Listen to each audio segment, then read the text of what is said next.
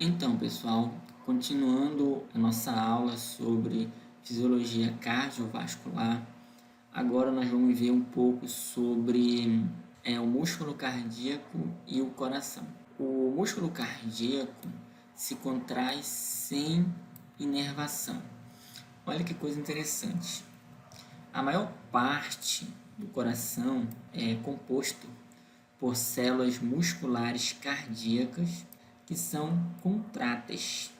Existem mais de um tipo de célula do músculo cardíaco. Aqui no detalhe já podemos observar, olha, mais 1% delas são especializadas em gerar potenciais de ação espontaneamente. Ok? Então aí você já observa que existe uma diferença entre as células musculares cardíacas e são conhecidas como células autoexcitáveis ou marca-passo. Ou seja, essas células elas têm a capacidade de gerar esses potenciais de ação. Mas observe que é um grupo de células bem reduzido quando comparado com a maioria das células musculares cardíacas, ok? E conseguem ter o seu potencial de ação, mas elas precisam aí de algum tipo de estímulo para que isso aconteça. Nesse caso aqui das células marca-passo, elas conseguem por si só gerar esses potenciais de ação. Isso é algo bem interessante. Ou seja, o sinal para a contração miocárdica não é proveniente do sistema nervoso central, mas das células autoexcitáveis. Naturalmente, nós vamos ver que o sistema nervoso central também tem um papel muito importante na coordenação da frequência cardíaca, ok? Mas nesse ponto aqui, o importante é focar na relevância desse grupo de células para a contração muscular. Então, vamos observar aqui na ilustração o músculo cardíaco, aqui o coração, no detalhe uma região do coração onde nós podemos observar as células do músculo cardíaco. Então, se vocês observarem com atenção, aqui nós temos na imagem, tá? Essas células, ok? São fibras contráteis. Estão observando aqui. Observe também que o músculo cardíaco ele possui muitas organelas responsáveis justamente por fornecer energia para essa atividade do músculo. E elas são as nossas famosas mitocôndrias, como vocês podem observar aqui. Aqui, então, vocês podem ver, olha, nessa parte superior aqui, olha, nesse corte, vocês podem ver os discos intercalares. Aqui também vocês podem ver os discos intercalares. Aqui, olha, nessa foto micrográfica, tá? Dos discos intercalares, tá ok? Na pontinha aqui das setas. E os discos intercalares, eles consistem em membranas interligadas, tá ok? Essas membranas são formadas pelos desmossomos e pelas junções comunicantes. Acho que na imagem aqui de baixo vocês vão conseguir ver um pouquinho melhor. Aqui você tem, olha, desmossomo, aqui no detalhe, aqui, ó, aqui, e aqui você tem as junções comunicantes, aqui, ó, fazendo aqui no detalhe, cercando o perímetro, olha, junções comunicantes. Então, de um modo geral, os desmossomos, eles unem as células, impossibilitando a sua separação durante as contrações. Essa é uma das funções aqui dos desmossomos, tá? E, por sua vez, as junções comunicantes, aqui, ó, no detalhe, as junções comunicantes, elas possibilitam a passagem de íons de uma célula para outra, facilitando a propagação da despolarização da membrana, que promove a contração muscular. Tá? Então, aí você tem que os discos intercalares são compostos aí, tanto por desmossomos quanto pelas junções comunicantes. Além disso, nós podemos ver aqui nessa foto micrografia, além dos discos intercalares, nós também podemos ver aqui, olha, essas estrias, né? São características aqui do tecido muscular. E só para finalizar aqui ainda esse slide aqui na ilustração, Tem um detalhe aqui, olha, a zônula de adesão, que é uma região que une as células adjacentes através de substâncias intercelulares adesivas, tá, ok? Mas o nosso foco principal realmente são os discos intercalares, com seus desmossomos e junções comunicantes. Em relação à questão da contração do músculo cardíaco, né, a entrada do cálcio é uma característica do acoplamento, excitação, contração cardíaco. Então, nós vamos trabalhar abreviadamente EC, né? Excitação, contração. Então, isso aqui é uma característica do músculo cardíaco. Além disso, no músculo cardíaco, o que nós temos? Um potencial de ação inicia, tá? Esse acoplamento, excitação, contração. O potencial de ação, aqui no destaque, se inicia nas células marca-passo, que nós vimos que são aquelas células autoexcitáveis, que correspondem a um pequeno grupo de células, quando nós passamos a comparar elas com as outras células do tecido cardíaco, ok? E se propaga célula a célula através das junções comunicantes, como nós vimos no slide anterior. Então, só relembrando, as junções comunicantes nos discos intercalares conectam eletricamente as células musculares cardíacas umas às outras. Então, elas permitem que as ondas de despolarização se espalhem rapidamente de uma célula para outra. Então, isso é muito importante, a presença dessas funções comunicantes no músculo cardíaco. Agora vamos ver com maiores detalhes como é que esse processo acontece. Então, aqui na ilustração, né, eu trago para os senhores um esquema mostrando resumidamente como ocorre esse processo aí de contração no músculo cardíaco quando você tem aí um estímulo, então, o que possa gerar essa contração. Aqui nós temos uma representação, ok, de uma célula do músculo cardíaco. Aqui nós temos o líquido extracelular, o líquido intracelular, ok, representando aqui o meio externo e o meio interno, a célula. Então, inicialmente, vamos aqui seguir uma ordem, tá, ok? Então, aqui no número 1, tudo bem? Temos o potencial de ação, olha, essa representação aqui do potencial de ação, que chega a partir de células vizinhas, e está chegando aqui nessa célula. Aqui em 2, o que nós temos? Os canais, né, do íon cálcio, dependente de voltagem, se abrem. Então, você observa que esse canal estava fechado, e aí, com a chegada desse potencial de ação, ele se abre, né, um canal voltagem dependente, tá? Lembrando que os canais de voltagem dependentes eles vão se abrir aí na presença aí desse potencial. Isso acontece também no caso do canal voltagem dependente para o íon sódio. Então, aqui nós podemos observar o íon cálcio. O que geralmente se observa? A concentração de cálcio fora da célula ela é maior e dentro da célula a concentração do íon cálcio ela é menor. Então, como nós aprendemos lá no ensino médio, geralmente as substâncias, aqui no caso os íons, eles tendem a se deslocar a favor do seu gradiente de concentração. Nesse caso aqui, do meio mais concentrado para o meio menos concentrado, ou seja, do meio extracelular para o meio intracelular. Então, quando os canais voltagem dependente de cálcio se abrem em função de um estímulo aqui, nesse caso, um potencial de ação, o íon cálcio vai fazer o quê? Ele vai entrar na célula. É isso que nós observamos em 2. Então, vamos agora passar para o passo 3, ok?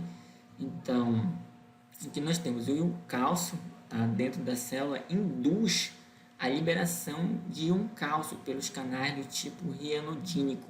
Vocês podem observar bem aqui, ó. Estão observando aqui esse canal, esse RYR, um canal do tipo rianodínico. Por quê? Aqui dentro desse retículo, né, chamado retículo sarcoplasmático, tá, nós temos o quê? Íon cálcio. Olha que interessante. Então, a presença de cálcio que está chegando abre esse canal e permite a saída do íon cálcio que estava armazenado dentro do retículo sarcoplasmático. Tá ok? Fazendo uma analogia com as outras células, que não são células musculares, nós temos o retículo endoplasmático. Tudo bem? Então, para o caso das células musculares, vamos ter o retículo sarcoplasmático. Ok? Então, na etapa 3, ocorre a abertura desses canais e você vai ter uma maior quantidade de íon cálcio dentro da célula devido à saída do íon cálcio que estava dentro aqui do retículo sarcoplasmático. Então, vamos passar agora aqui para a etapa de número 4. Então, a liberação local de íon cálcio gera o que nós chamamos de fagulhas ou faíscas de cálcio. Tá? E essas fagulhas ou faíscas de cálcio vão formar os sinais de cálcio, como vocês podem observar, que nada mais é do que a soma das fagulhas ou faíscas de cálcio. Tá? Ou seja, você vai ter uma concentração do íon cálcio. Mas para que você precisa de uma concentração do íon cálcio? Justamente para aquilo que está vindo aqui na etapa seguinte. Porque o íon cálcio vai ser muito importante para a contração aí da fibra muscular. Ok? Então, o que nós temos em 6? Vocês podem observar aqui, olha. Os íons cálcio, eles se ligam à troponina para iniciar a contração. Vocês podem observar aqui, olha, contração. Então, esse íon cálcio, tá ok? Ele permite essa contração, quando ele se liga à troponina. E aqui em 7, você observa o relaxamento que ocorre quando o íon cálcio ele se desliga da troponina. Ok? Então, você observa que olha, existe uma diferença entre a contração e aqui um relaxamento. Você comparando aqui as duas estruturas, consegue ver isso bem nitidamente. Mas vamos olhar melhor como é que acontece essa ligação do íon cálcio à troponina. Tudo bem? Então, aqui na imagem seguinte, podemos observar isso com uma riqueza um pouco maior de detalhes. Então, na figura do lado esquerdo, tá? Aqui, ó, do lado esquerdo, nós temos os seguintes elementos. Nós temos aqui a actina, olha, a actina G, tudo bem? Nós temos aqui, olha, a troponina, tá? Que foi comentado no slide anterior. Nós também temos aqui, olha, a tropomiosina, e aqui nós temos a miosina, ok? Então, nesse cenário aqui, o que você observa?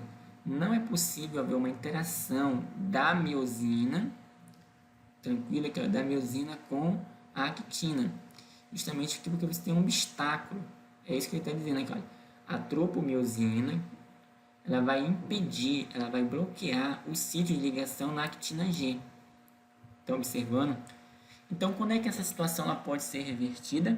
Quando você tiver aí a presença do íon cálcio, que é o que nós podemos observar aqui na ilustração do lado direito.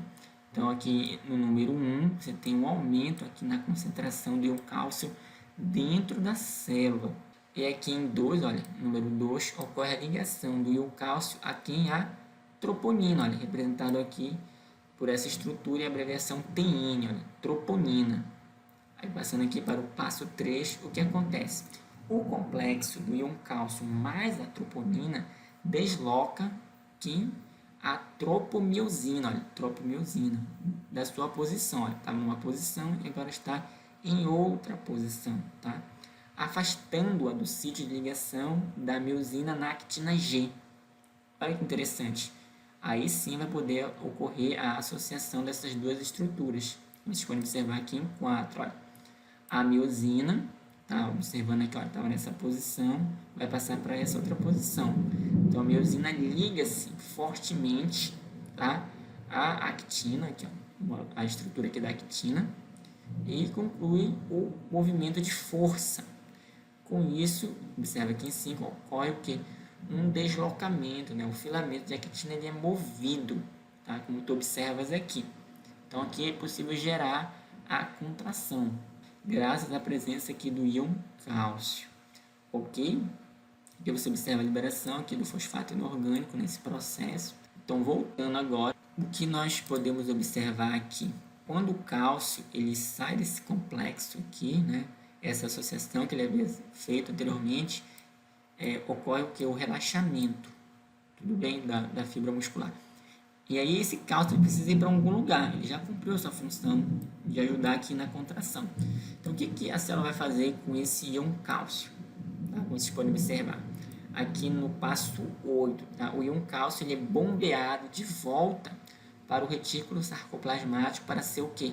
Armazenado. Isso aí é uma das coisas que pode acontecer com o íon cálcio.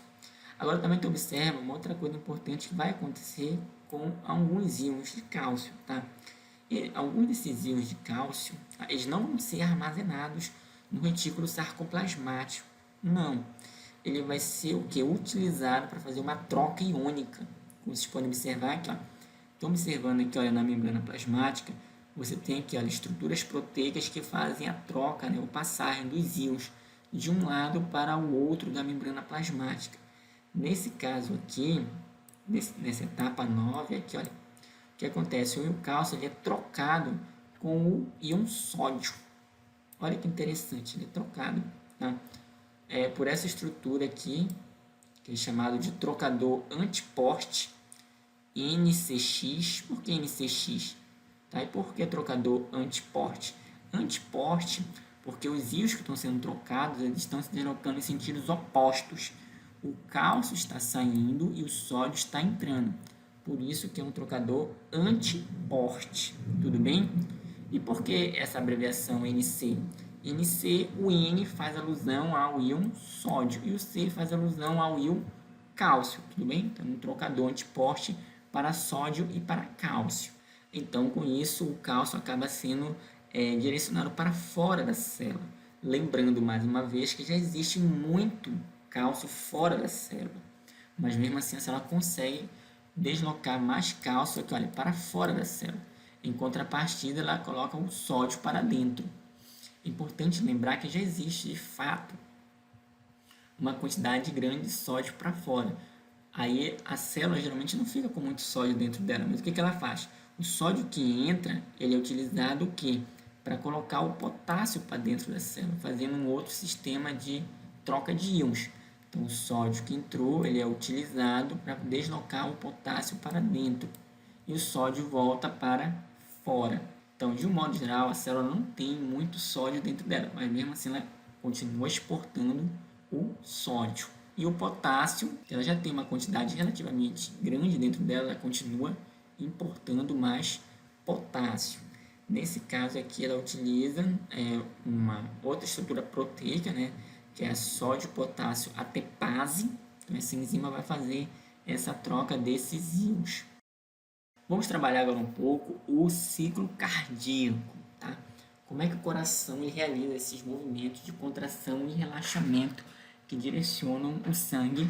Inicialmente, só relembrando, nós temos o que? Olha, a contração do músculo cardíaco, é chamado de sístole, nós tínhamos visto isso anteriormente, e o relaxamento é a diástole, ok?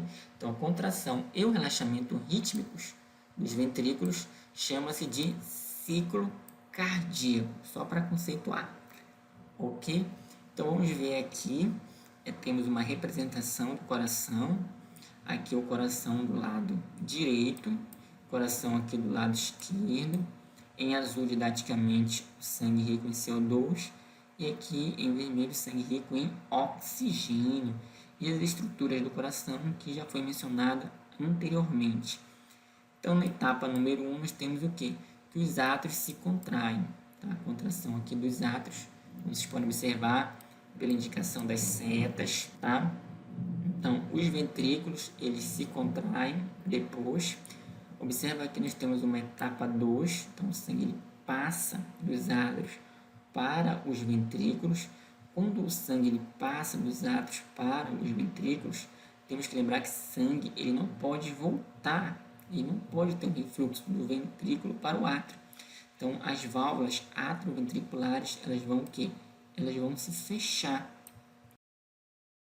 Então, esse fechamento das válvulas atrioventriculares gera um som, né?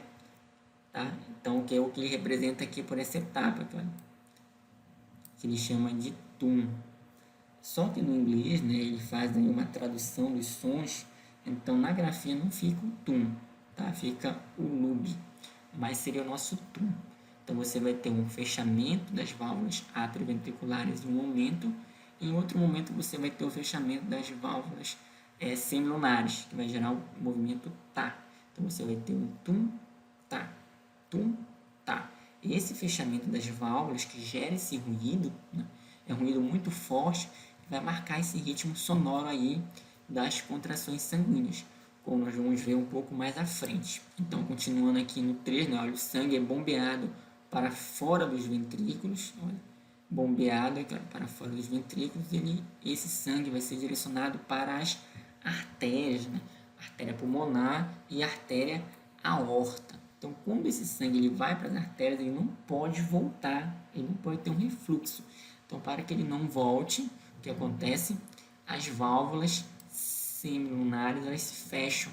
Então, isso gera um outro som, né? Que é o tá. Tá? Então, quando os ventrículos se relaxam, as válvulas semilunares se fecham. Então, vai gerar um movimento do tá. Então, ok? Ele coloca aqui como dup. Então, continuando, em 5, os ventrículos se enchem de sangue novamente para poder iniciar o ciclo cardíaco, ok? Então, vamos ver aqui numa representação gráfica um pouco melhor como esse processo ocorre. Então, aqui nessa representação gráfica, vamos analisar com calma todos esses elementos. Então, o que nós temos aqui? Olha, nesse eixo aqui das abscissas, nós temos aqui, olha, o tempo em segundos, ok, do 0 até 1 segundo. Nesse meu lado aqui, olha, à esquerda, nós temos o que? Nós temos algumas unidades que vão fazer alusão, né, à pressão, aqui, olha, pressão, tá? Aqui também temos algumas unidades que vão fazer alusão aqui, olha, ao volume, olha, 130 ml, 65 ml, tudo bem?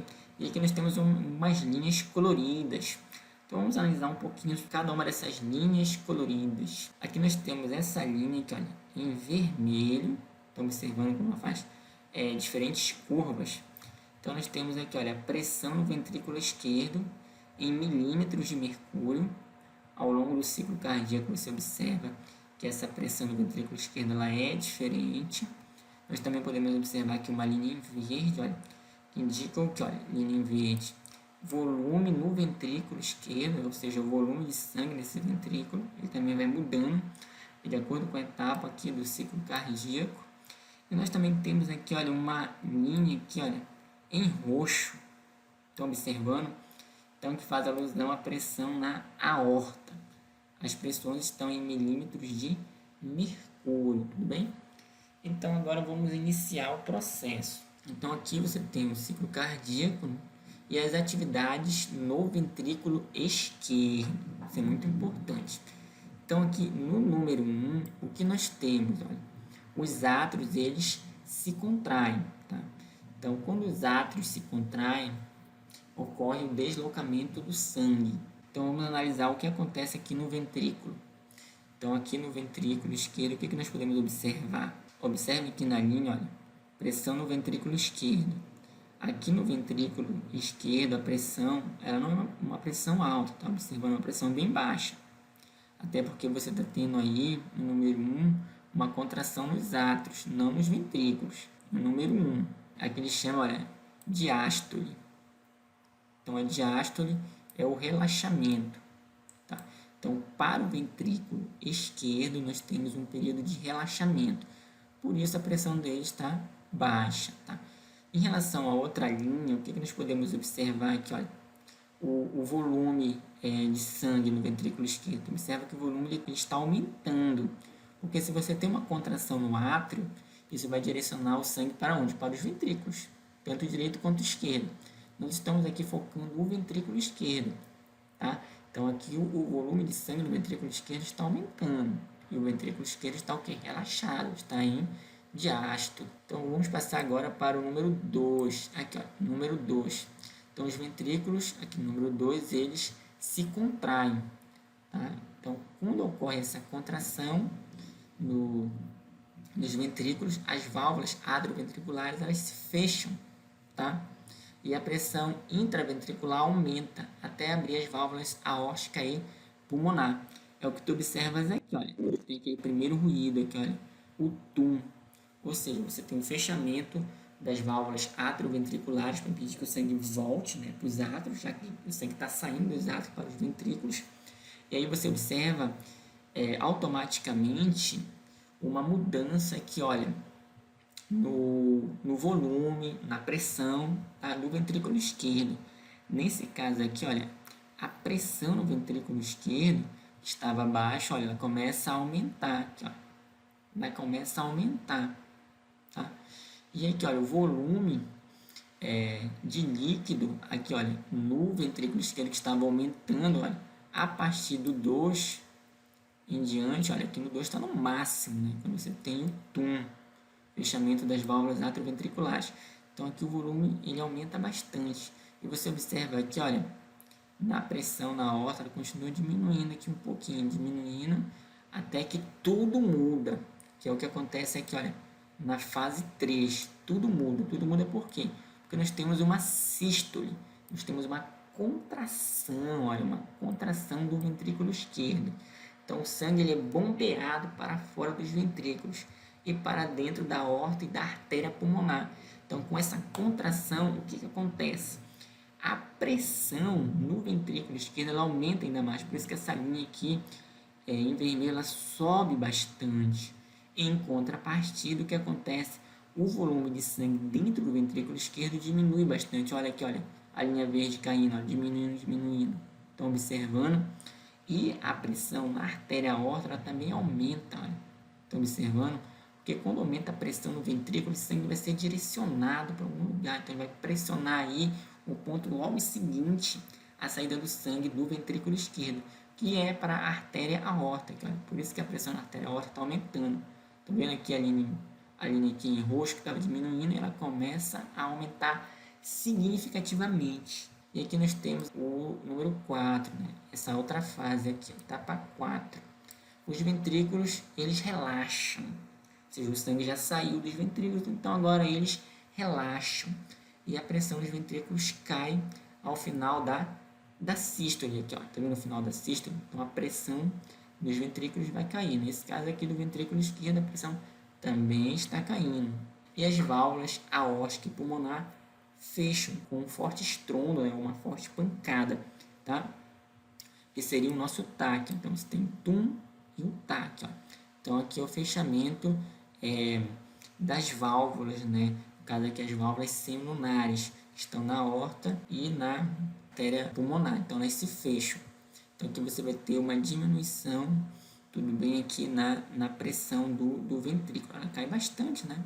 Significativamente, como vocês podem observar.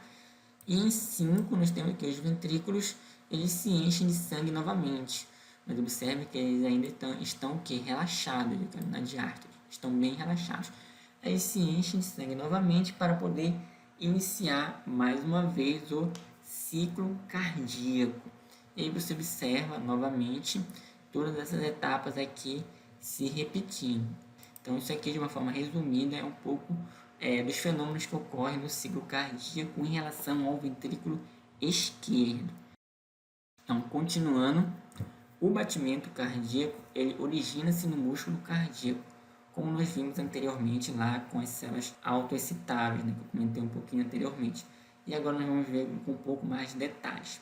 O músculo cardíaco dos vertebrados, ele não depende da atividade nervosa para iniciar a contração. Isso nós também já tínhamos visto anteriormente.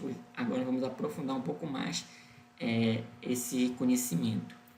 As contrações elas são estabelecidas por células marca-passo, né, ou as células autoexcitáveis, localizadas aonde? No nó sinoatrial, abreviado de SA, né, sinoatrial. Lembrando mais uma vez que isso não significa que o sistema nervoso central não seja importante, pelo contrário, ele é muito importante. Estamos apenas enfatizando aqui que as contrações elas podem ocorrer aqui em uma região específica do músculo cardíaco, que no caso é no nó sinoatrial. Vamos olhar agora na próxima imagem como é que isso ocorre com maiores detalhes. Então vocês podem observar aqui nessa imagem a propagação do sinal ao longo do coração. Então, aqui nós temos o nó sinoatrial, que você tem células marca-passo, né, ou células autoexcitáveis. Então, o sinal, né, ou a atividade elétrica, ela inicia aqui no marca-passo, no nó sinoatrial, e espalha-se pela musculatura dos dois átrios aqui, olha, tanto o átrio direito quanto o átrio esquerdo. Então, observando aqui, ela vai passando aqui pela musculatura. Então, aqui você tem um evento, né? Um evento muito importante, que vai ser responsável pela contração do músculo cardíaco. Então, você tem aqui a propagação do sinal, né? Da atividade elétrica. Só que, quando esse sinal, a atividade elétrica, estão se propagando aqui, olha, pelos átrios, acontece um breve retardo, tá? Na propagação desse sinal aqui nos átrios, tá? O que nós podemos observar também é que esse sinal, né, após um breve retardo aqui nos átrios, ele vai para o nosso segundo marca-passo, que é chamado de nó atrioventricular, aqui no destaque. Estão observando aqui? Então, passa do nó sinoatrial para os átrios, há um pequeno retardo até chegar aqui no nó atrioventricular, como vocês podem observar na parte superior aqui dos ventrículos. Esse retardo ele é importante, pois ele dá tempo para os ventrículos se encherem de sangue, ok? Então, nesse ponto, a atividade elétrica ela é conduzida rapidamente através do feixe de His. Estão observando aqui, olha, feixe de His, aqui no detalhe, olha, feixe de His, tá? E aqui, olha, das fibras, né, do feixe de His, ela vai se propagando aqui, olha, para os ventrículos, como vocês estão observando aqui, olha, do feixe de His, tá? Ocorre a propagação desse sinal elétrico, que ele se propaga tanto para o lado direito quanto para o lado esquerdo, tá? E vai continuando até chegar aqui, olha, nas fibras de Purkinje. Então, aqui, o sinal elétrico ele consegue chegar nessas fibras, tá? E pode se propagar para as demais partes do coração. Esse nome, né, fibras de Purkinje, foi uma homenagem ao médico tcheco Jan Purkinje, que descobriu essas células no coração, né, que formam aqui as fibras de Purkinje, tá? Então, daí, o sinal elétrico ele se propaga, né, para o ápice, né, ou o topo dos ventrículos. Olha que interessante. Então, o sinal elétrico vem aqui no nó sinoatrial, passa para os átrios, depois para o nó atrioventricular, é direcionado aqui para os feixes de His, e depois para as fibras de Purkinje. Bem interessante. E é importante ressaltar também que na medida que você tem a passagem desse sinal elétrico, você vai tendo os eventos mecânicos, que são as contrações causadas justamente pela passagem desse sinal elétrico ao longo do coração. Então, vamos observar aqui uma breve animação, como é que isso acontece. Você observa aí, olha, o sinal elétrico passando aqui, olha, inicialmente sendo gerado aqui nas células marca-passo, e depois aqui para o nosso segundo marca-passo, e passando pelas fibras de His até ser propagado por todo o restante do coração, né? Pelas fibras de Purkinje. Então, à medida que esse sinal elétrico vai passando, olha, o coração vai sofrendo as contrações, que é o evento mecânico. Estão observando? Isso aí é bem interessante. O centro cardíaco, ele está localizado no bulbo e proporciona um controle externo para o coração. Lembra que eu falei anteriormente? O sistema nervoso ele é muito importante para o funcionamento adequado do coração, para o ritmo adequado da frequência cardíaca. Embora o coração tenha as células do marca-passo, mas o coração está em uma associação muito íntima com o sistema nervoso, em especial com o bulbo. Ele se conecta ao coração, né, no nódulo sinoatrial, através do nervo vago, tá? O nervo vago faz parte do sistema nervoso autônomo, então aqui no caso o nervo vago parasimpático, que diminui a frequência cardíaca, e os nervos simpáticos que aumentam ela. Então observe que a frequência cardíaca ela é sim também influenciada pela atividade do sistema nervoso central. Agora, como é que isso acontece assim mais exatamente? Com uma riqueza um pouquinho maior de detalhes. É o que nós vamos ver agora nessa ilustração. Então, eu trouxe para os senhores aí é uma representação aqui do sistema nervoso central. Estão observando aqui, olha, o bulbo, ok, o bulbo. E aqui o coração humano. Muito bem. Então, aqui nós temos essas seguintes partes, tá? Nós temos aqui, olha, estão observando aqui, olha, o nervo glossofaríngeo, aqui em cima, tá? Esse nervo, ele possui neurônios sensoriais que detectam informações sobre a pressão arterial e transmitem, né, essas informações para o bulbo, tá? Olha que interessante. Então, aqui informações sobre a pressão, tá, são levadas aqui, olha, para o sistema nervoso central, especificamente para a região do bulbo, graças ao que? Aos neurônios sensoriais desse nervo aqui, do glossofaríngeo. Estão observando aqui? Um pouco mais aqui embaixo, nós temos alguns receptores de estiramento, tá? Esses receptores de estiramento, eles são chamados aqui, olha, de barroreceptores, tá? Então, esses receptores, eles são capazes de detectar modificações na pressão arterial, tá? Então, isso é importante porque essa modificação na pressão arterial pode ser relevante para o controle aí do sistema nervoso, se a pressão arterial está muito alta ou se está muito baixa. Então, esses barorreceptores, eles conseguem perceber esse aumento ou diminuição na pressão arterial justamente porque eles são compostos aí de receptores de estiramento. Eles conduzem essa informação através do nervo glossofaríngeo, como vocês podem observar aqui, até o bulbo, ok? Então, recapitulando, essa informação é direcionada para o sistema nervoso central, informação do coração. Então, aqui, o que você pode observar? Que caso os barorreceptores detectem, né, uma modificação na pressão arterial, isso é informado ao bulbo e reflexos autônomos são gerados para modificar a frequência cardíaca e corrigir a pressão. Então, eu vou dar aqui um exemplo para vocês, tá? Imagine aqui um súbito aumento na pressão arterial, tá? Então, eventualmente, né, o coração pode começar a acelerar, né? A bater aí em uma frequência assim um pouco acima do normal. Isso acontece quando as pessoas, por exemplo, né, elas são surpreendidas por algum evento, né, ou sofrem uma emoção muito grande. Então imagine você, eventualmente, se você ganha na Mega Sena. Então se você se torna um novo milionário ou uma nova milionária, isso com certeza pode aumentar aí os seus batimentos cardíacos.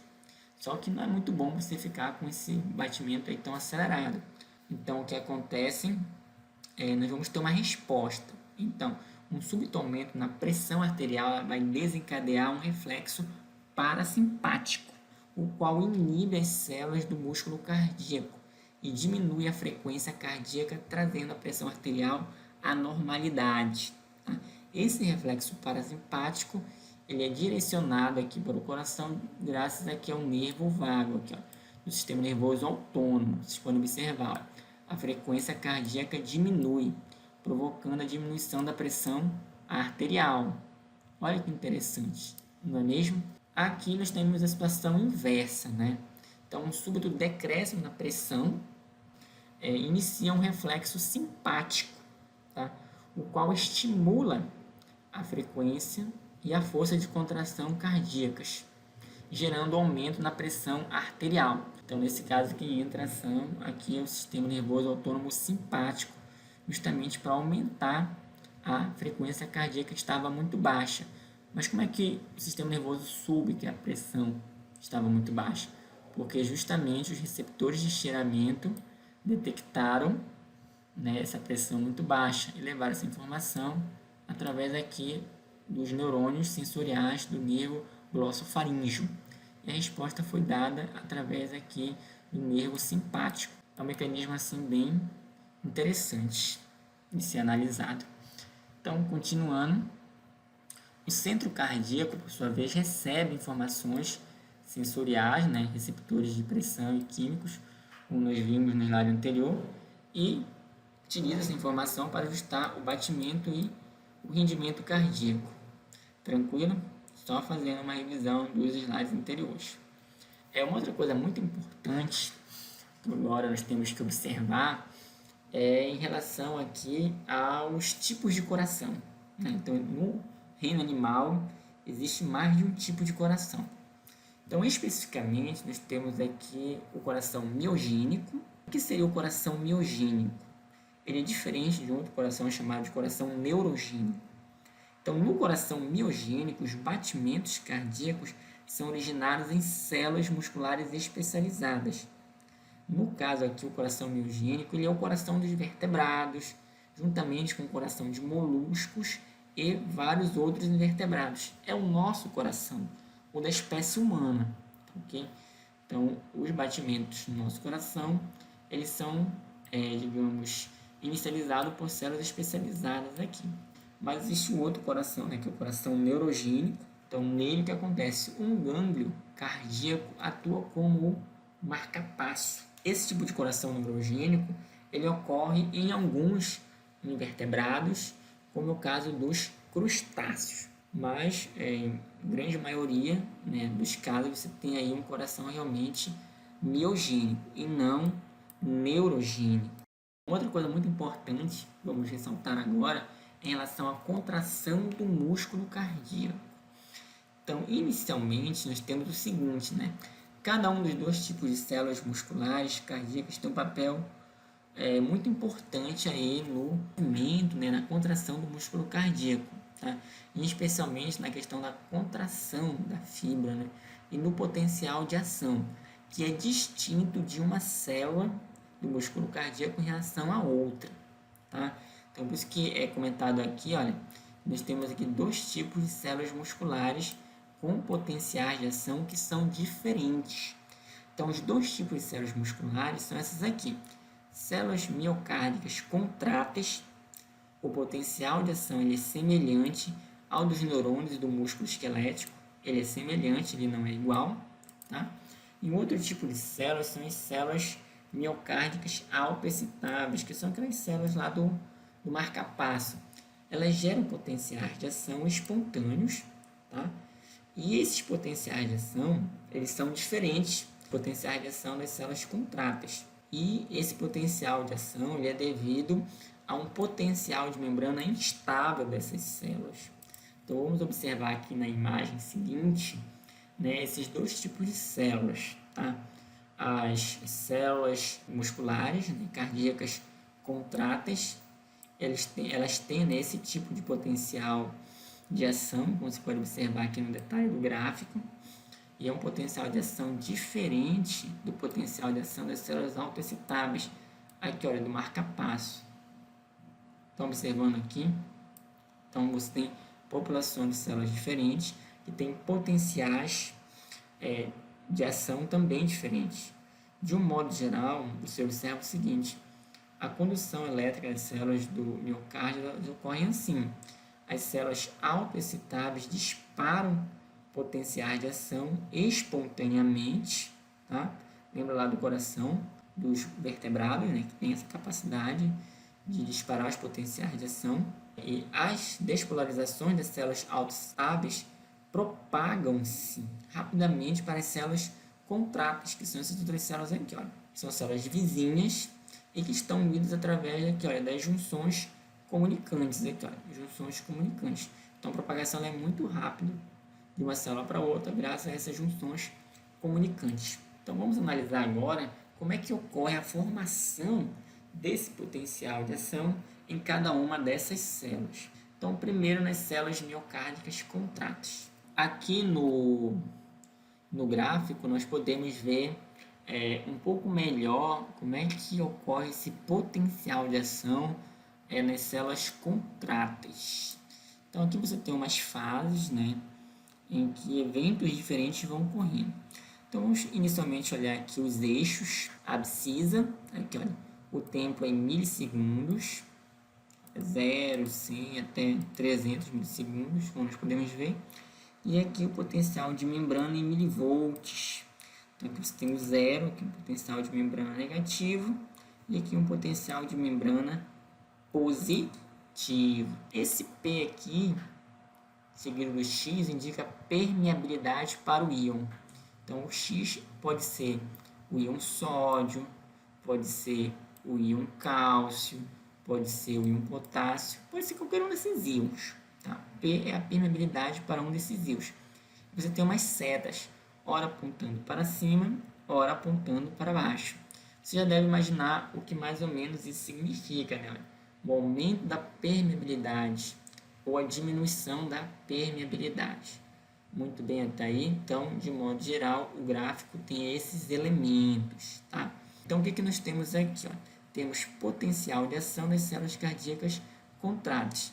Observe só essa curva aqui, gente.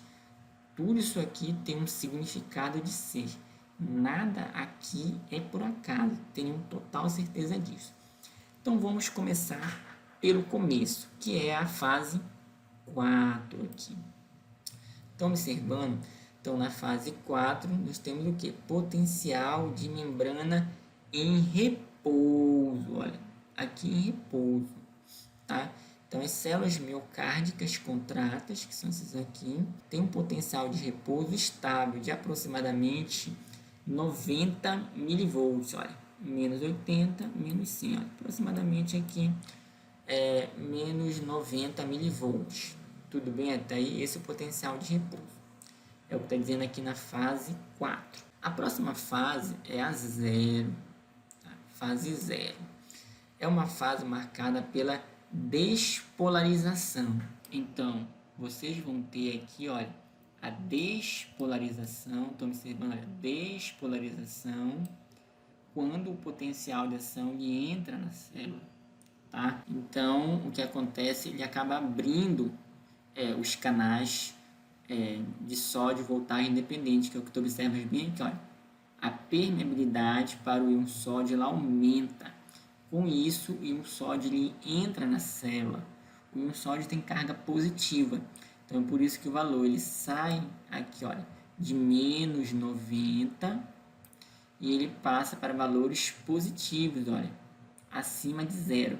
Então, aqui você tem a despolarização, graças ao aumento da permeabilidade do canal iônico de sódio, que isso só foi possível justamente devido a um sinal, né, que chegou aqui às células, uma onda de despolarização que chega na célula através daquelas junções comunicantes.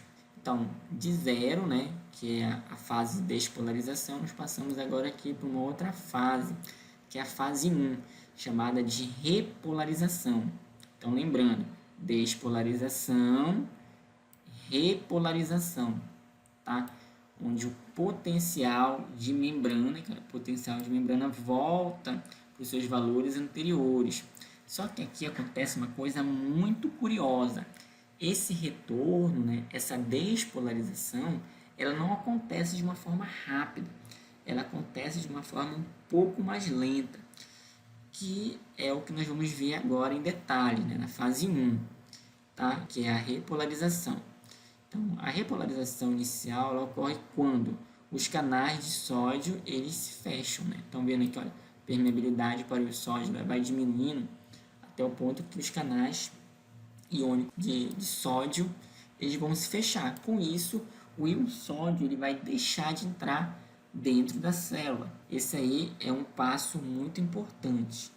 E a célula começa, né, a sofrer então esse processo de repolarização. Nós vamos observar também uma coisa importante, é que vai haver um aumento da permeabilidade ao íon potássio. Aqui na fase 1 não mostra isso, mas os canais iônicos para o íon potássio eles começam a se abrir, mas só que de uma forma bem lenta.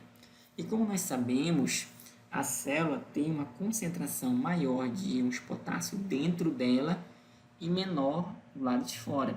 Então, como esses canais iônicos para o íon potássio eles começam a se abrir lentamente, o íon potássio ele começa a sair de dentro da célula. Então, isso ajuda também a promover aqui a repolarização.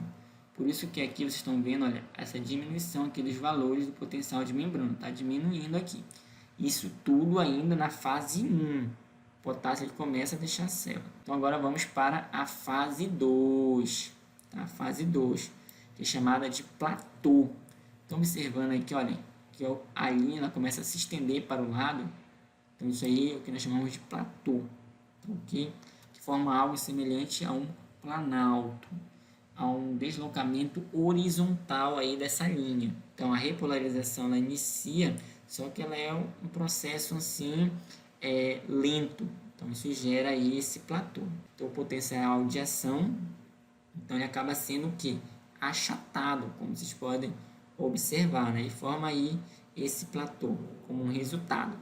Esse platô ele é um resultado aí basicamente de dois eventos.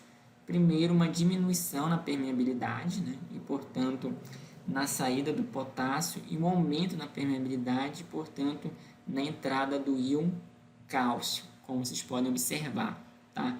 Então, aqui na imagem, você tem aqui, olha, a permeabilidade ao íon potássio, ela vai diminuindo, olha, a seta apontando para baixo. Com isso, o potássio, ele começa o quê? A não conseguir mais sair da célula. Isso aí já é um ponto positivo, não está mais saindo da célula. Tá? Só que o que acontece? Quando a permeabilidade ao potássio ela começa a diminuir, a permeabilidade para o íon cálcio começa a aumentar. Tá? Então, observe que são coisas que são inversas, né? Então, quando a permeabilidade ao íon cálcio começa a aumentar, o que vai acontecer? Você tem o que? Muito cálcio fora da célula. Tá? Então, isso aí vai gerar um deslocamento do íon cálcio. O íon cálcio, então, ele começa a entrar dentro da célula. Tá? Então, você está tendo a entrada de cargas positivas. É por isso que essa linha não cai tão rápido assim. Ela vai sendo direcionada para o lado, porque você ainda está tendo a entrada de cargas positivas. Então, é por isso que você tem a formação desse platô. Já aqui na fase 3, é bem diferente. Você tem aí uma repolarização rápida. Então, aquilo que estava vindo bem devagar, olha, começa a despencar, parece uma montanha-russa, olha, começa a cair muito rapidamente. Por que esse potencial de membrana ele começa a cair rapidamente? Tá? Porque você tem aqui um aumento da permeabilidade para o íon potássio. Tá? Com isso, o potássio ele começa a sair da célula. Tá? A célula começa a perder cargas positivas. Então, isso aí é uma coisa que faz com que esse potencial de membrana ele comece a reduzir muito rapidamente. Tá? Na fase 3, você tem aí a repolarização. Ou seja, o platô ele termina quando os canais de cálcio eles começam, né, a se fechar, como você observa aqui, olha, canais de cálcio eles começam a se fechar, então o cálcio ele deixa de entrar na célula, tá? Então o platô ele termina realmente quando os canais de cálcio se fecham e esse íon para de entrar e a permeabilidade daqui, olha, ao potássio ela aumenta mais uma vez e ele sai da célula. Com isso não tem jeito, realmente o potencial de membrana ele acaba diminuindo bastante, né? Voltando aqui para a fase 4, né? Que, mais uma vez, é o ponto inicial de recomeço aqui desse potencial de ação da célula miocárdia contrátil. Bom, como nós podemos observar aqui, nessa imagem é feita uma ilustração do processo de despolarização de uma célula nervosa. Não é de uma célula do músculo cardíaco, mas ela vai nos ajudar a compreendermos um pouco melhor como ocorre o processo aí de despolarização. Só para fazermos uma breve comparação entre o potencial de ação de neurônios e de células miocárdicas. Então, vejam bem aqui. Inicialmente, nós temos aqui, olha, nesse eixo aqui inferior, né, o tempo em milissegundos, tá ok? Na abscissa. E na ordenada aqui, desse lado esquerdo, eu tenho o potencial de membrana em milivolts. E desse meu lado direito, eu tenho a permeabilidade iônica. Observe que para cima a permeabilidade iônica se torna alta e aqui para baixo a permeabilidade iônica se torna mais baixa. E aqui na parte de baixo eu tenho a excitabilidade, ok? Está associada aí a possibilidade da célula poder estar envolvida no processo de disparo de potencial de ação. Então, vamos inicialmente observar também aqui na parte de cima uma estrutura que lembra a nossa membrana plasmática. E nela nós temos aqui os canais iônicos. Os canais destacados são os canais de sódio e de potássio, como vocês podem observar. Inicialmente, ambos os canais estão aqui, olha, fechados, ok? Não estão permitindo o deslocamento dos íons. Uma outra coisa importante é que a excitabilidade está alta, ou seja, está propícia para o disparo de um potencial de ação. Aqui nós vamos observar que ao longo da ilustração os processos eles vão sendo alterados. Então, quando nós temos aqui, olha, a abertura dos canais de sódio, olha, quando os canais de sódio eles se abrem, isso pode acontecer justamente devido a algum estímulo. Então, aqui nós temos o início aqui de um potencial de ação com a entrada de íons sódio. Íons sódios com carga positiva, o que eles fazem? Eles mudam o potencial de membrana, está negativo, para valores positivos, ok? A membrana que estava com menos 70 milivolts, por exemplo, passa a ter valores acima de zero, ok? Havendo aqui um potencial de ação. Nessa linha aqui em vermelho, observamos isso. Nessa outra linha aqui, nessa cor aqui, laranja, nós observamos a concentração do íon sódio, que ela vai aumentando, como vocês podem observar aqui, olha. E isso acontece justamente por quê? Por causa da permeabilidade iônica ao sódio.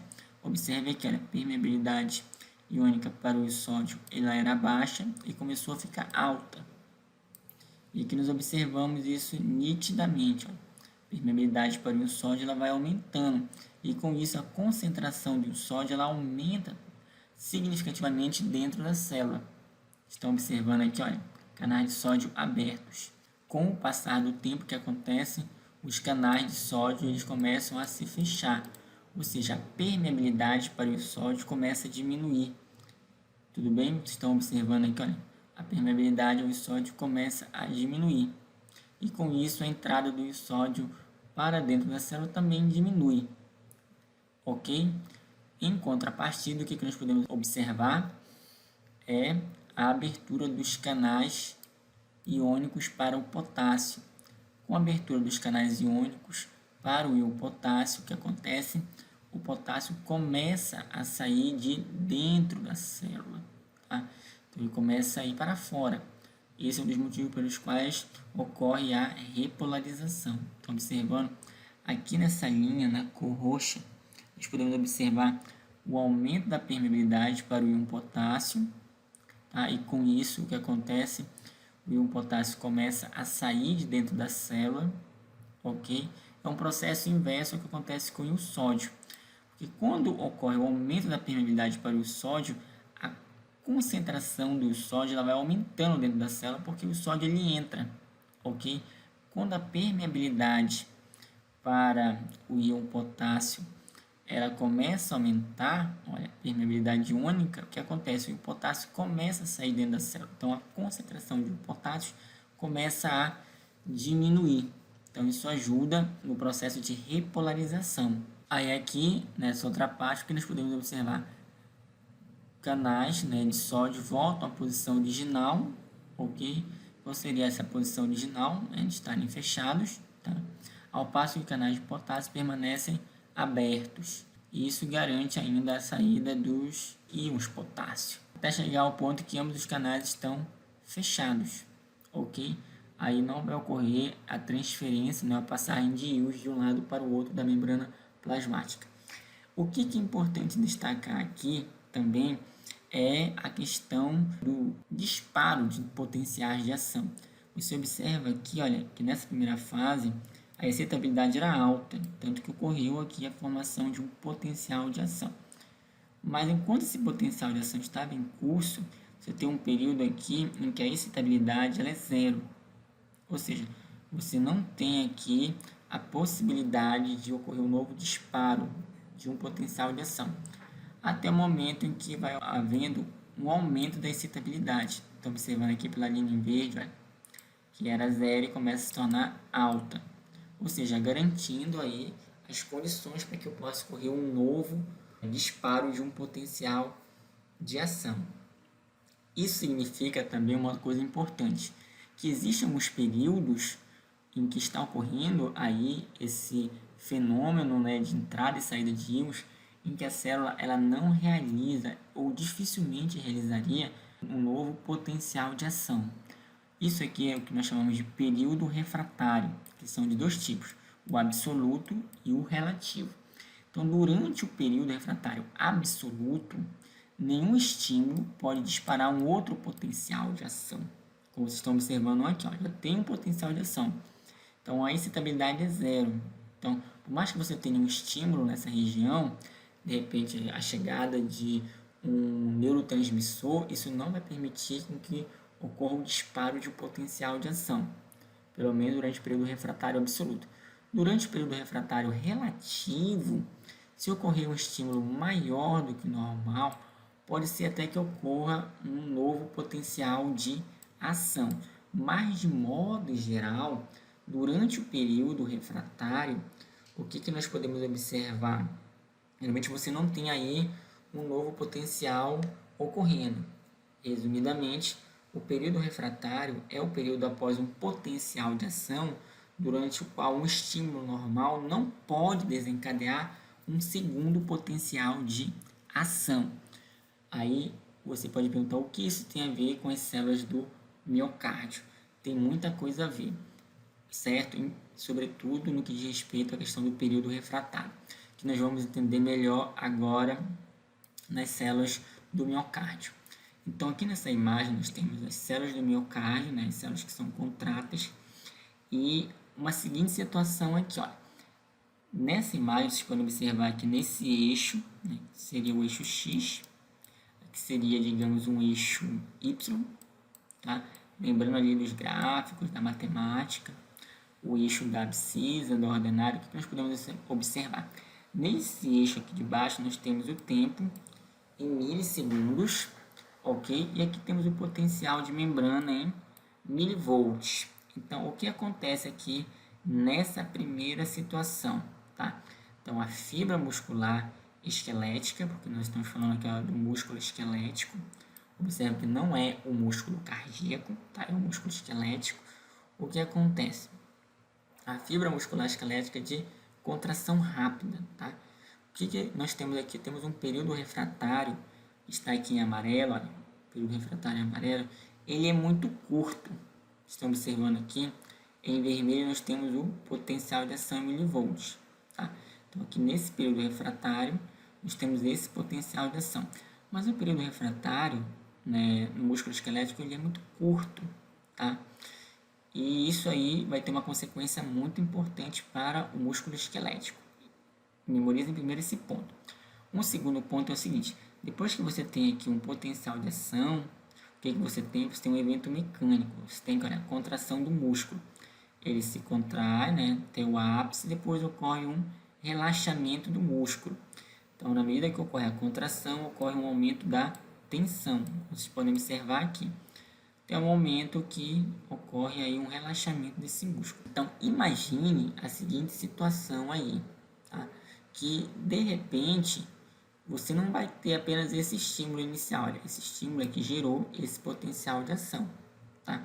E que você tem o período refratário que ele é muito curto, né? Então, comparado à quantidade de tempo necessário para o desenvolvimento da tensão, você observa que é um período refratário curto e você tem um tempo maior para ocorrer a contração do músculo, tudo bem? Isso com um único estímulo. Por outro lado, nessa outra situação aqui, é bem diferente. Se depois desse primeiro estímulo aqui você tiver um segundo estímulo, o que vai acontecer? Você vai ter um novo potencial de ação sendo disparado. Por quê? Porque o período refratário ele foi muito curto, olha. Foi até aqui, olha, aproximadamente 10 milissegundos. Então, se você tiver um novo estímulo em 75 milissegundos, que está entre esse intervalo de 50 e 100, você pode ter sim o quê? Uma nova contração muscular, tá? Porque já está fora do período refratário, que impediria isso. E se imediatamente depois de 75 milissegundos você tiver em 150 milissegundos um novo estímulo, você pode ter um novo potencial de ação. E assim sucessivamente, olha, nessas setas aqui, essa indicação. Então o que acontece? O músculo ele nem sequer chega nessa fase aqui de relaxamento muscular, porque você está tendo aí novos estímulos, novos potenciais de ação sendo disparados, isso força o que? Uma nova contração muscular. Então aqui você vai ter, olha, contração muscular, aí olha, nova contração muscular, não tem, nem dá tempo de descansar, nova contração muscular, nova contração, contração, então o que vai acontecer? Vai só aumentando a tensão, olha que coisa, né? Então até que chega um ponto em que você tem uma tensão máxima, que o músculo já está cansado, já está fatigado, então ele não consegue mais atender aos estímulos que porventura, olha, continuem a surgir. Ele não consegue passar desse nível máximo de tensão. É o que acontece aqui nessa segunda ilustração. Então, os músculos esqueléticos que são repetidamente estimulados apresentarão somação das contrações. Então, observando aqui, olha, isso aqui é uma contração, outra contração, que é o que aparece aqui, olha, tá vendo? Uma contração. Então, eles vão ter o que? Somação das contrações e uma coisa chamada de tétano. O que seria tétano? Seria aquela contração sustentada, porque foram tantos estímulos que foi sustentando essa contração, olha, em uma escala cada vez maior, olha, ascendente, como vocês podem observar aqui, devido aí aos estímulos que geraram vários potenciais de ação. Os potenciais de ação não aparecem aqui nessa ilustração. Então, se está conscientemente forçando o músculo, né, promovendo aquela contração, tá? Para o caso do músculo cardíaco, isso seria uma situação fatal, porque se você ficasse continuamente forçando o músculo cardíaco a fazer aquela contração, né, sustentada, isso poderia prejudicar o funcionamento cardíaco, tá? Mas não é esse o caso, né? Vamos ver por que isso acontece. Então, no músculo esquelético você pode ter essa situação aqui de contração sustentada. Então, numa situação aqui como essa, nós podemos ver aqui nessa imagem, a pessoa ela fica forçando o músculo a continuar mantendo a contração, geralmente um exercício físico muito intenso. Mas nós sabemos geralmente quais são as consequências ou efeitos colaterais para um esforço físico muito intenso, né, e contínuo. Mas no músculo cardíaco isso não acontece. Por que isso não acontece? Vamos dar uma observada aqui nessas imagens. Então, inicialmente, observamos uma situação semelhante à anterior. Temos aqui o estímulo, o tempo em milissegundos, tá? Isso aqui para as células miocárdicas contráteis do músculo cardíaco. Vocês observam aqui, olha, potencial de membrana em milivolts, tá? E esse período aqui, estão observando aqui, olha, é o período refratário. Observe como esse período refratário ele é bem maior, né, do que tu observarias lá na célula do músculo esquelético. Então, o potencial de ação do miocárdico mais longo, tá? Como vocês podem observar aqui, olha, esse potencial aqui ele é bem mais longo, tá? Ele forma aquele platô que nós vimos. Ele está associado a um período refratário maior também, como vocês podem observar aqui, olha, e dentro do qual dificilmente haverá o disparo de um novo potencial de ação e, consequentemente, de uma nova contração, sem que o músculo cardíaco tenha, digamos, tido tempo de descansar. E isso ajuda a impedir o tétano, que é aquela contração sustentada. Então, você tem que, olha, um potencial de ação mais prolongado e, olha, um período refratário maior. Então, o músculo cardíaco tem aqui, olha, contração e aqui, olha, o relaxamento. Ele tem tempo aqui, um tempo maior para poder descansar, tá? Então, isso é muito importante. Então, como vocês podem ver aqui na primeira figura, né, a fibra muscular cardíaca, o período refratário se mantém por quase todo aqui, olha, o abalo do músculo cardíaco, tudo bem? E aqui nessa figura 2, o que nós temos? Um período refratário longo no músculo cardíaco previne o tétano, que é aquela contração sustentada. Então, aqui nós temos o início da contração e o relaxamento. Tudo aqui, olha, em amarelo é o período refratário. Você só vai ter a possibilidade do disparo de novo potencial de ação ao final aqui do período refratário. Você observa que mesmo que você tivesse aqui, olha, estímulos, você não teria o disparo de um potencial de ação, tá? Isso é muito importante porque garante tempo suficiente para o relaxamento, né, para o descanso do músculo, tá? E aí depois desse período, quando você tem um novo estímulo, então olha, fora do período refratário, sim, você pode ter um novo potencial de ação e uma nova o quê? Contração do músculo cardíaco. Isso no músculo cardíaco. Além disso, a prevenção do tétano no coração é importante, porque o músculo cardíaco ele deve relaxar entre as contrações, de modo que os ventrículos possam encher-se com sangue, o que é uma coisa realmente muito importante. Ok? Então, essa aqui foi uma análise feita em relação ao potencial de ação das células miocárdicas contráteis. Agora, vamos analisar o potencial de ação nas células miocárdicas autoexcitáveis, que é uma coisa que eu trago para vocês aqui nessa imagem. Então, como vocês podem observar? Então, aqui nessa imagem, nós podemos observar o seguinte. Nós temos o tempo, aqui olha, nesse eixo horizontal, e aqui nesse eixo vertical nós temos o potencial de membrana em milivolts para as células autoexcitáveis, que são aquelas células marca-passo. Então aqui olha, nós temos um potencial marca-passo, geralmente aqui olha, em menos 60, ok? Então o potencial marca-passo ele torna-se gradualmente menos negativo, olha, até aqui olha, menos 40, até alcançar o limiar, né, que é esse limiar bem aqui, e disparar um potencial de ação, tudo bem? Então, nessa primeira representação gráfica, podemos compreender essas informações, potencial marca-passo e potencial de ação aqui nesse limiar. Então, continuando, nós podemos observar também o que é que, olha, os movimentos iônicos durante um potencial de ação e um potencial marca-passo. Aqui eu chamo a atenção para vocês para alguns íons, no caso íon sódio, tá? Que o íon cálcio e também aqui para o íon potássio. Então vocês observem aqui, olha, em menos 60, né, durante o potencial marca-passo, qual é a tendência do íon sódio, tá? E entrar na célula, né, para dentro. Então observando, e com isso, o que acontece, o potencial de membrana se torna menos negativo, tá? Até chegar aqui no limiar. Quando isso acontece, o que nós podemos observar aqui nessa região é os canais, né, de cálcio, eles começam que a se abrir, e com isso o cálcio ele entra na célula, porque, relembrando, você tem uma concentração maior de íons cálcios fora da célula e uma concentração menor de íon cálcio dentro da célula. E aí, quando ocorre a formação do potencial de ação, você continua tendo aqui, olha, a abertura dos canais de cálcio, e o cálcio ele entra na célula, até um momento em que isso se inverte. Então você tem despolarização, você tem a repolarização. Então nesse passo aqui da repolarização você tem o que? O íon potássio sendo um agente importante, ou seja, você tem aí a abertura dos canais iônicos de potássio. E o que geralmente ocorre?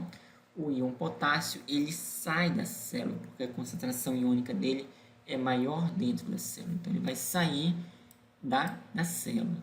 De um modo geral, esse aí é o movimento dos íons em cada uma dessas etapas, desde a despolarização até a repolarização das células autoexcitáveis. Uma outra coisa importante também são os vários estados, né, iônicos que nós podemos observar aqui nesse gráfico, tá? E esses canais iônicos realmente são muito importantes.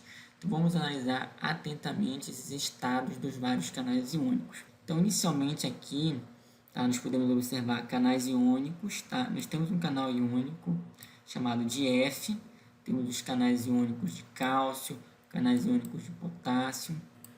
De um modo geral, as células autoexcitáveis, como vocês podem observar aí, elas contêm canais iônicos que são diferentes dos canais de outros tecidos excitáveis.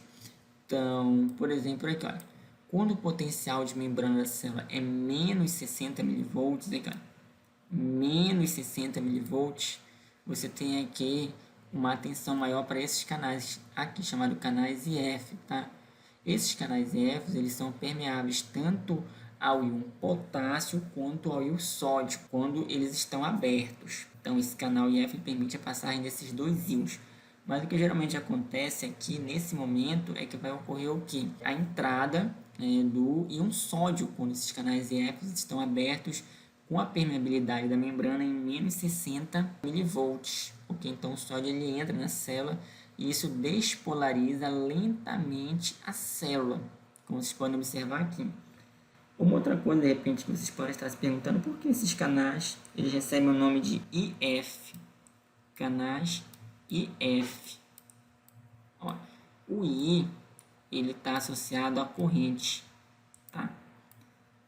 O F ele recebeu essa letra porque os primeiros pesquisadores que estudaram esses canais IFs, eles perceberam que esses canais tinham um comportamento muito incomum. Então, eles chamaram de canais iônicos engraçados. E engraçado em inglês significa funny. Então, se escreve com a letra F. Então, acabaram recebendo o nome de canais IF. Tudo bem?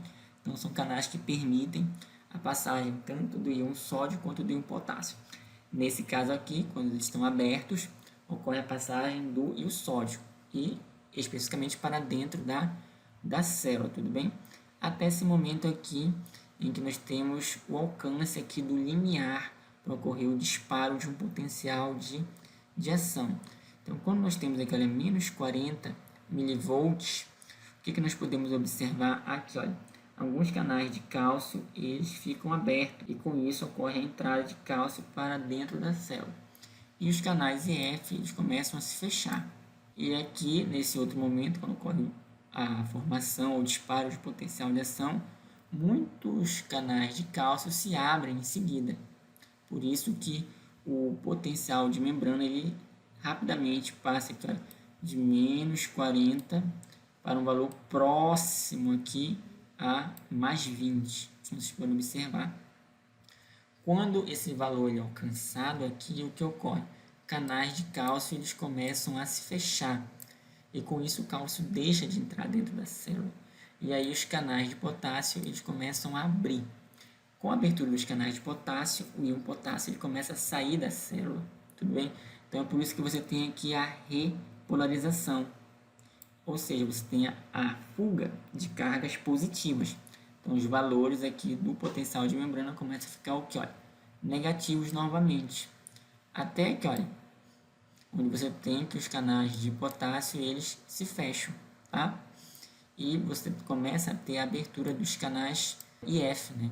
Canais iônicos IF aqui, novamente. Então, observe que dependendo aqui da abertura do canal, você pode ter entrada ou saída de determinado íon específico.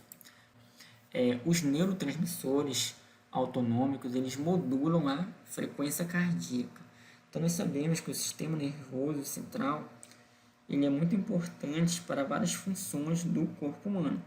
Isso não seria diferente com o sistema cardiovascular, especificamente aí o coração. Então, o que acontece? Nós temos aqui uma situação muito interessante. A estimulação simpática, observem aqui, olha, do sistema nervoso autônomo e a adrenalina, tá? Esse neurotransmissor, aceleram a despolarização das células autoexcitáveis, aumentando o que? A frequência cardíaca, como nós podemos observar aqui nessa ilustração. Então, mais uma vez, nós temos aqui o tempo, tá? Só que o tempo aqui está em segundos, e aqui temos o potencial de membrana em milivolts. Então, aqui você observa, nessa linha em cinza, ok? Os fenômenos aqui de despolarização e repolarização seriam os normais, tá?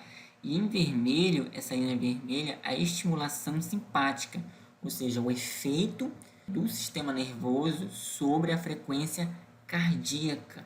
Então, a velocidade na qual as células marca-passo despolarizam determina a frequência com que o coração contrai. Isso aí nós vimos anteriormente. Na estimulação simpática, quando temos aqui nessa situação, a adrenalina, por exemplo, aumenta o fluxo iônico através dos canais IF e de cálcio. Então, você observa que aumentando o fluxo iônico nos canais IF, o que acontece? Mais íons podem passar por esse canal. E qual é o tipo de íon que passa inicialmente através dos canais IF quando o potencial marca-passo ele está sendo estabelecido? Nesse caso aqui, olha, menos 60. Então, nós sabemos que é o íon sódio. Então, quando aumenta o fluxo de íon, no caso íon sódio, pelo canal IF, então a possibilidade de ocorrer um disparo, a formação de potencial de ação, ela é muito maior. Tudo bem? Então, a adrenalina possibilita esse aumento no fluxo iônico, tanto do canal IF quanto no canal iônico para o cálcio. Então, observa aqui, olha, esse valor do potencial marca-passo, que inicialmente estava próximo de menos 60, ele começa a chegar em valores aqui, por exemplo, em torno aqui de menos 50, olha. E com isso se aproxima aqui desse limiar de disparo, que é o menos 40.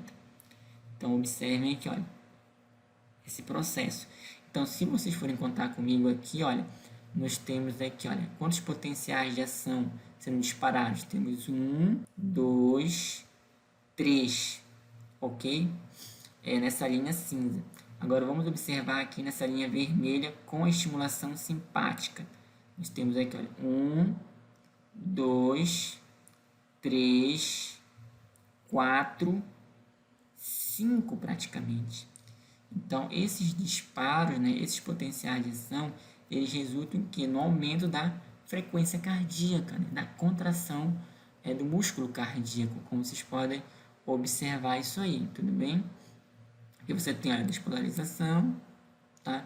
E aqui, olha, despolarização mais rápida, porque o limiar, ele se aproxima aqui, olha, mais desse valor.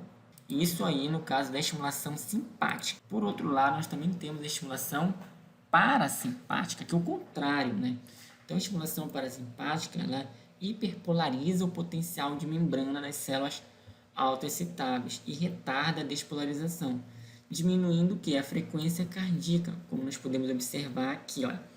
Então, você tem aqui, olha, a hiperpolarização, aqui, olha, nesse período aqui do potencial marca-passo, você teria um valor aqui em torno de menos 60, e aqui você tem um valor abaixo de menos 60, olha. Está observando aqui, olha. Ele até marca aqui, olha, no gráfico, olha, é o potencial da membrana, aqui, olha. E esse valor aqui, com a estimulação parasimpática, o que acontece? Você tem a hiperpolarização, tá? Desse potencial de membrana. Então, fica mais difícil, fica mais distante para ocorrer aqui um disparo e, consequentemente, aí um potencial de ação. Então, de um modo geral, nós temos o quê? Que para o sistema nervoso autônomo, e focando aqui a estimulação parasimpática, nós também temos um neurotransmissor, nesse caso aqui é a acetilcolina.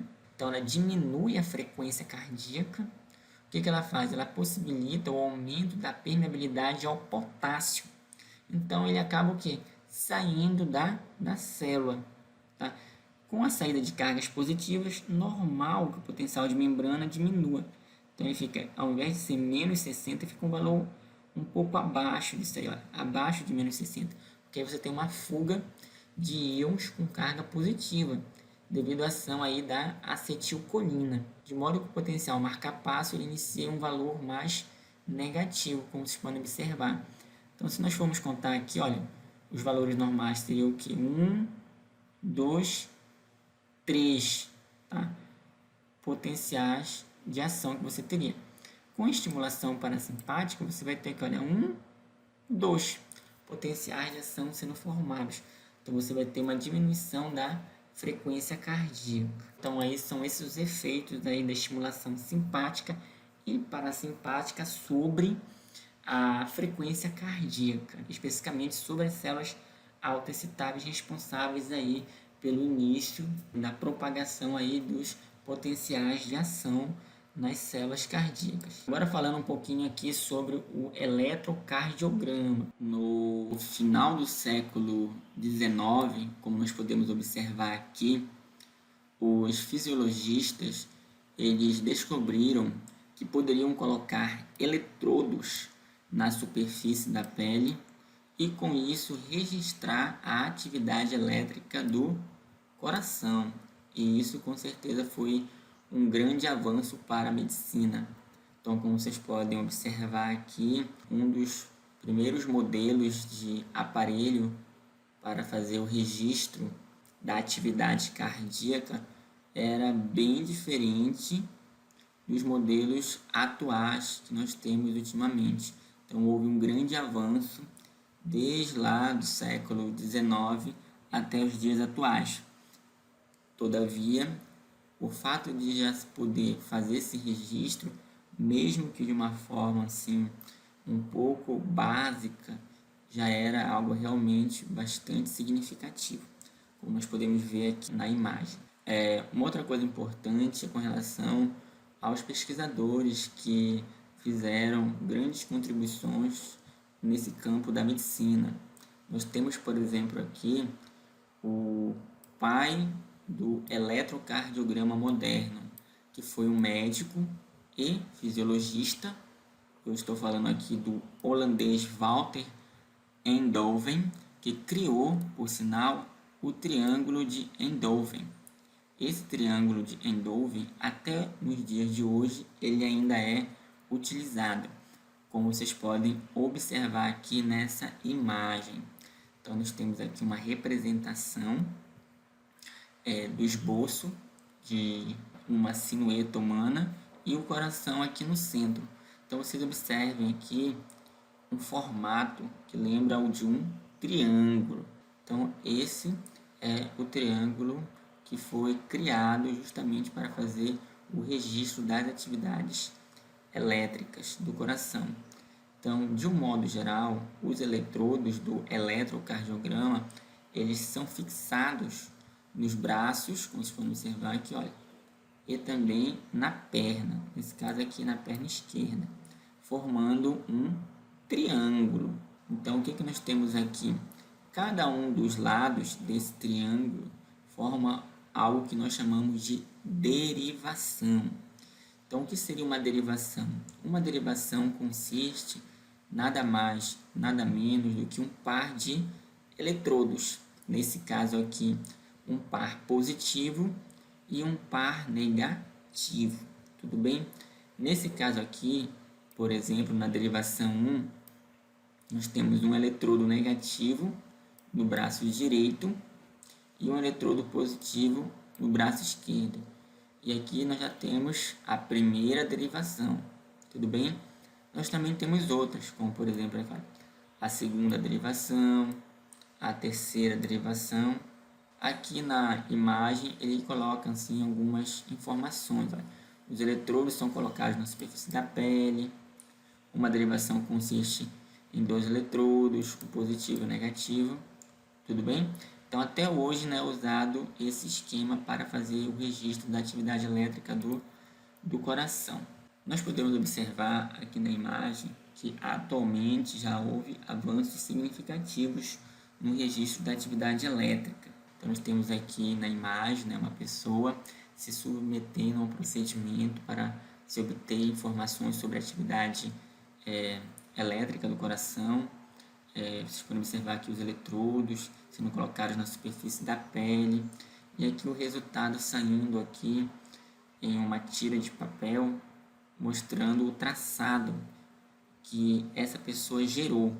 Então essas informações estão aqui sendo fornecidas através do eletrocardiograma e é um pouco sobre as informações que estão aqui nesse traçado que nós vamos começar a compreender um pouco melhor nos próximos slides. Então vejam bem, o traçado do eletro mostra o que? A soma dos potenciais elétricos gerados em todas as células do coração.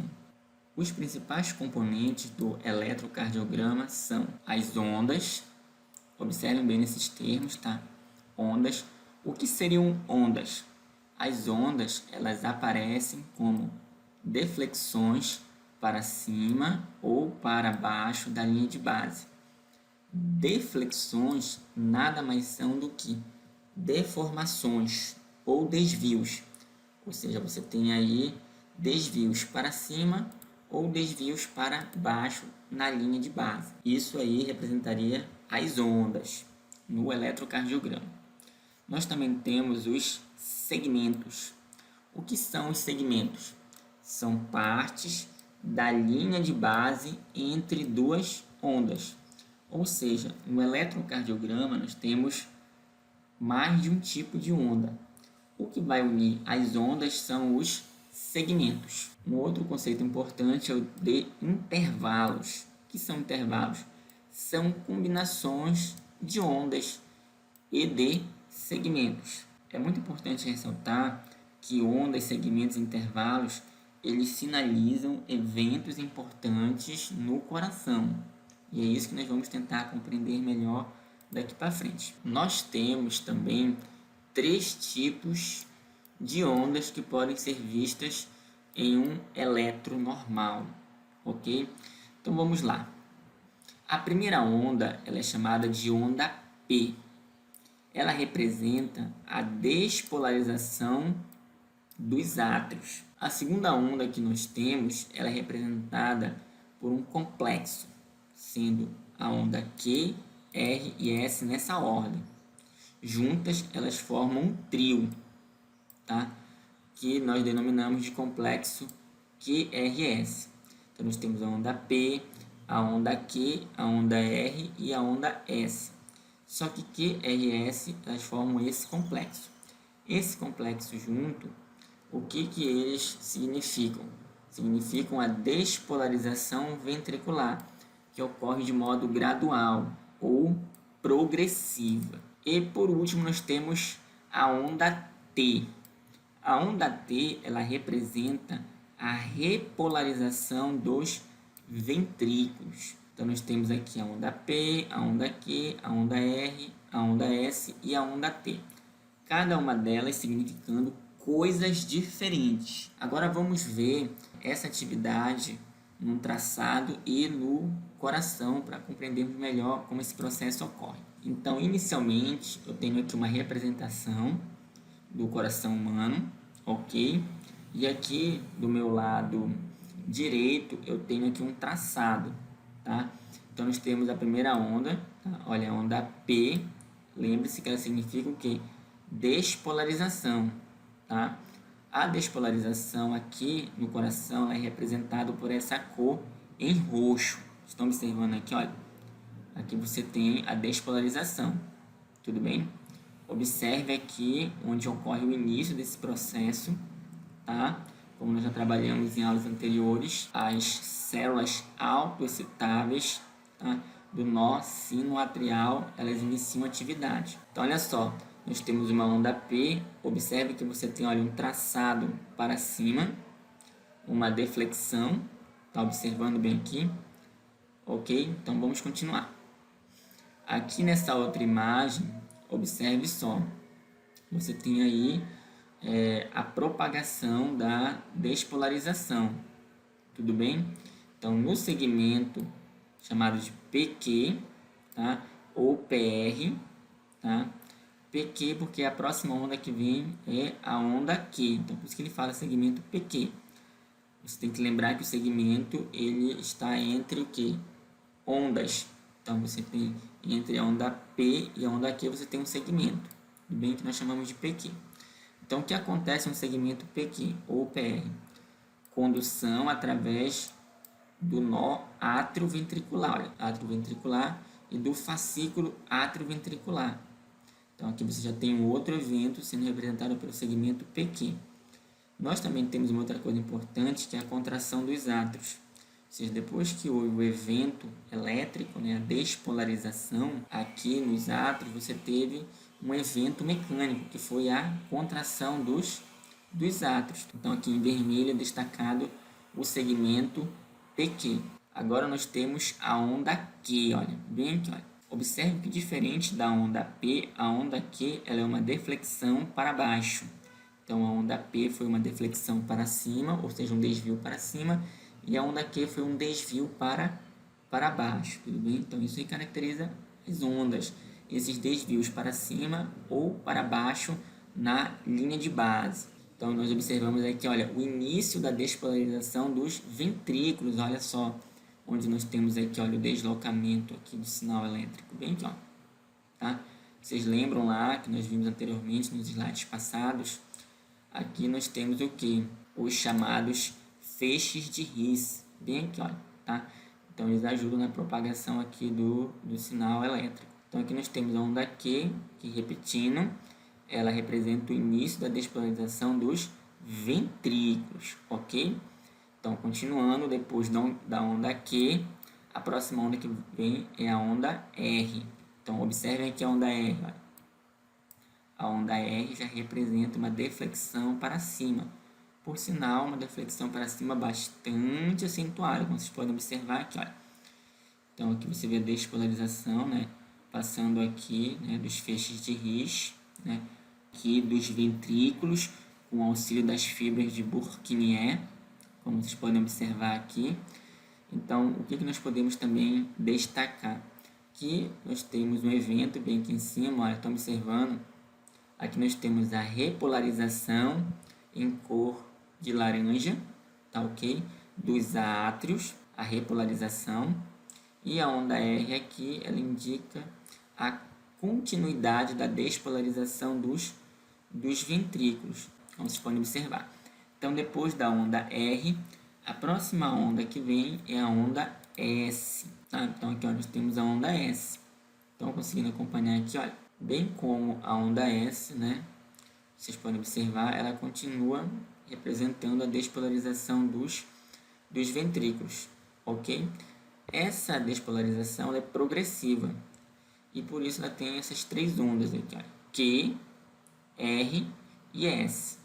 Aqui nós temos uma estrutura interessante, né? Como vocês podem observar aqui, nós temos esse segmento bem aqui. Esse segmento ele já vai sinalizar a chegada da próxima onda, né? Que no caso seria a onda T. Então, como a onda T é a próxima onda e a onda anterior é a onda S, então esse segmento recebe o nome de ST. Então, observando a S desta onda anterior e T, que é a próxima onda. O que acontece no segmento ST? Acontece a contração dos ventrículos. Depois que você teve o evento elétrico, que foi a despolarização dos ventrículos, nós temos um evento mecânico, que é a contração dos ventrículos, sendo representada aí pelo segmento ST. Aí no caso aqui a próxima onda é a T. Então nós temos aqui a onda T, tudo bem? Ela representa a repolarização dos ventrículos. Como vocês podem ver aqui nessa cor em laranja, aqui, olha, é a repolarização, tá ok? Dos ventrículos. Então aqui nós temos uma deflexão para cima, né? Que é representada aqui por essa onda T. Então, de um modo geral, vocês vão ter aqui, olha, esse traçado para representar as atividades elétricas e mecânicas que ocorrem no coração durante um determinado período. Então, de um modo bem resumido, esse aqui é o traçado básico no eletrocardiograma, onde ele é formado tanto por ondas, tá, quanto aqui por esses segmentos, como vocês podem observar, além dos intervalos. Bom, aqui nós podemos observar um traçado do eletrocardiograma contendo vários ciclos de ondas, né? Então você tem aqui, olha, você tem a onda P, Q, R, S e T. Aqui também você vai ter a onda P, Q, R, S e a onda T. E assim sucessivamente, como vocês podem observar. Aqui simplesmente foi destacado, né, um intervalo de 1 segundo, para vocês poderem observar melhor o traçado. E aqui alguns elementos são destacados, olha, intervalo PR, intervalo QT, Aqui o espaço, olha, 5 milímetros. Aqui nós temos um valor de milivolts para destacar aí o fenômeno da atividade elétrica no coração. Então observem que é bem simples você compreender a estrutura básica do traçado de um eletrocardiograma. Então aqui você vai ter esses traçados de uma forma bem básica, onde, relembrando, você tem aqui, olha, a onda P, que significa despolarização dos átrios, o complexo QRS, que significa despolarização dos ventrículos, que acontece daquela forma progressiva, e aqui a onda T, que significa repolarização dos ventrículos. Ela vai fazer essa sinalização. Uma imagem, né, em movimento, onde nós temos aqui os eventos elétricos que vão percorrendo o coração, desde o nó sino atrial até o átrio ventricular, e aí passando pelas fibras de His e também aqui, olha, pelas fibras de Purkinje, tá? E consequentemente você também tem aqui os eventos mecânicos de contração e relaxamento no coração, que ocorrem tanto nos átrios quanto nos ventrículos. Aqui na parte de baixo nós podemos observar o traçado que é feito na medida que você vai tendo esses eventos elétricos aí no coração. É bem tranquilo, como vocês podem observar. Então, continuando, os eventos mecânicos, nesse caso aqui, olha, contração ou relaxamento, sístole ou diástole do ciclo cardíaco ocorrem logo após os sinais elétricos, que seriam, no caso aqui, as ondas. Uma outra coisa que é importante pautar é o seguinte, pessoal. Não se pode dizer em um eletrocardiograma que a despolarização ou a repolarização está associada à forma das ondas em relação à linha da base. Aqui eu trouxe os exemplos para vocês. No caso aqui, olha, a onda P, eu até marquei aqui na cor azul, né? A onda P aqui ela simboliza uma despolarização. E a onda T, em verde aqui, ela representa uma repolarização. Tudo bem? Sendo que ambas são deflexões para cima na linha de base, como visto na figura anterior. E aqui vocês podem perceber isso. Observe a onda P e a onda T como deflexões para cima na linha de base. Uma outra coisa importante é que um eletrocardiograma não é o mesmo que um único potencial de ação, pois potencial de ação representa um evento elétrico em uma única célula e, por sua vez, um eletrocardiograma representa a soma de múltiplos potenciais de ação ocorrendo em muitas células. Aqui, por exemplo, nós temos, olha só, esse potencial de membrana aqui, olha, de 110 milivolts, tudo bem? Então, esse potencial de membrana, ele é muito maior do que aquilo que você observa no eletrocardiograma. Por exemplo, aqui, olha, no traçado do eletrocardiograma, como vocês aprenderam nos slides anteriores, você tem aqui, olha, um valor de registro, né, de atividade elétrica bem menor, olha, 1 milivolt, tá? Então, você tem aí uma diferença bastante significativa. Voltando um pouco, olha, você tem aqui, olha, potencial de membrana, olha, 110 milivolts, ele é muito maior na célula, tudo bem? A voltagem intracelular é bastante significativa, tá? No contexto aqui de uma única célula, e no eletrocardiograma é bem menor. Além disso, o traçado também ele é muito diferente, ó, de um potencial de ação de uma célula do músculo cardíaco, tá? Nesse caso aqui é uma célula ventricular, ok? E comparado com o traçado aqui que você observa no eletrocardiograma já é bem diferente. Nós vamos terminar a nossa aula sobre fisiologia cardiovascular aqui, ok? Lembrando que é só um resumo do assunto e desejo aí sucesso para vocês e um grande abraço para todos.